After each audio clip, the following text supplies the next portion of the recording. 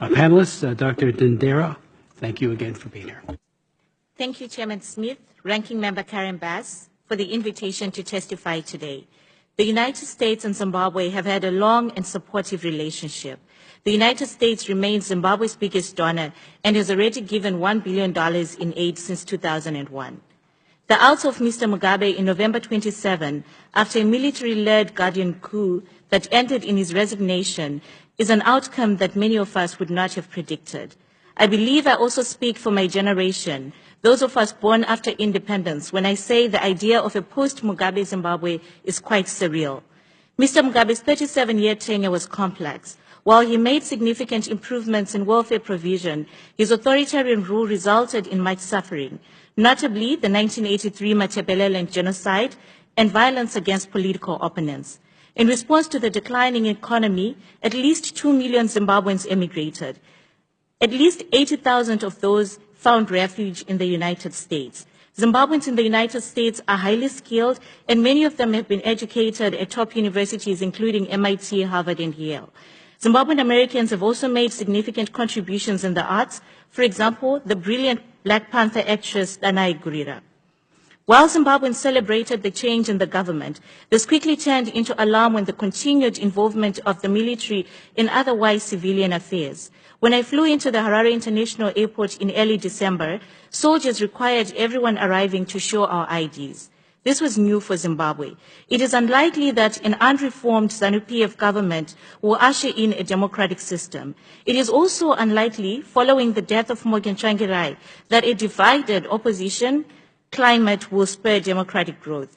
It is my expert opinion that additional government-to-government aid and investment will not solve Zimbabwe's problems in the absence of significant reforms that address elections, corruption, and economic development.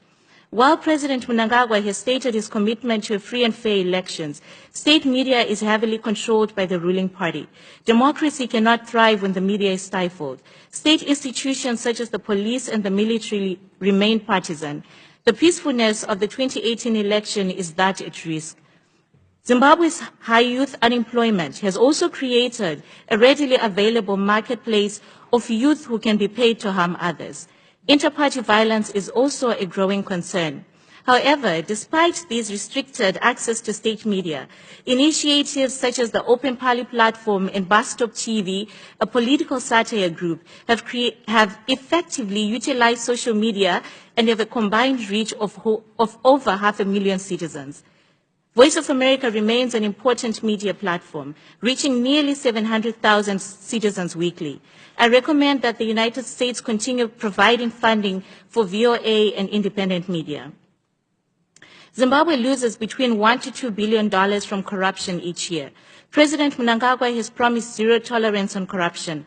However, to date, corruption investigations have targeted only those affiliated with the losing pro-Mugabe faction of ZANU-PF. At least 5 members of President Mnangagwa's cabinet have been implicated in corruption worth billions of dollars. Although President Mnangagwa recently announced that some officials have heeded his call to return stolen funds and to declare assets, no specifics have been shared about those returns. Corruption is an epidemic. For this reason, it is important for the United States to engage the new government very strongly and firmly on corruption. ZANU-PF often blamed Zimbabwe's stunted economic growth on economic sanctions, in particular, United States-Zimbabwe Democracy and Economic Recovery Act, Dendera. Lack of clarity on both the Zimbabwe and U.S. investor side on the requirements of Dendera have had some negative implications on investment. For example, Zimbabwean businesses have been denied credit by American banks who are not clear on the policy requirements under Dendera. Clarity on the types of business-to-business engagements acceptable within the confines of Dendera is required. I also recommend that the United States reconsider sanctions on state-owned businesses. Justifiably, the United States has long been concerned with the link between ZANU-PF and state enterprises. Indeed, much of the corruption has occurred in the state-owned businesses. However, it is my expert opinion that in the post-Mugabe era, legislative independence has been bolstered and the parliament is now equipped to hold government officials to account. Regarding individual sanctions, the onus is on those listed to prove their commitment to democracy. Many on the list have allegedly committed horrible crimes against humanity. It would be a greater injustice to lift these sanctions before a thorough investigation has been conducted.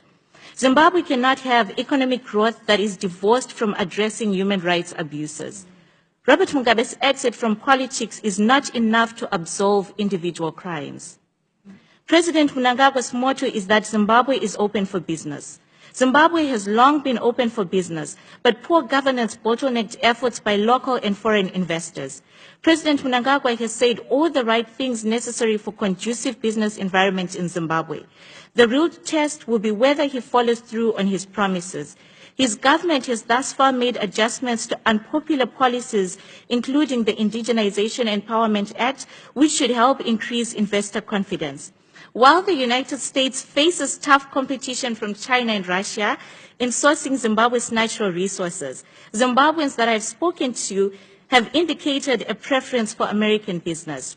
A democratic Zimbabwe and strengthened U.S.-Zimbabwe economic partnership remains mutually beneficial for the two countries. Thank you.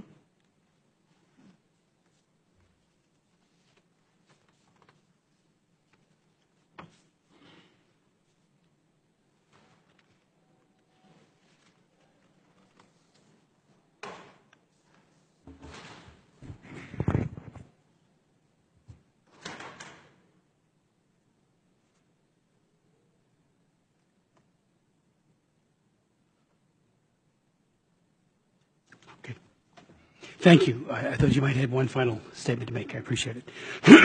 Let me begin the questioning first. Maybe Ambassador Ray,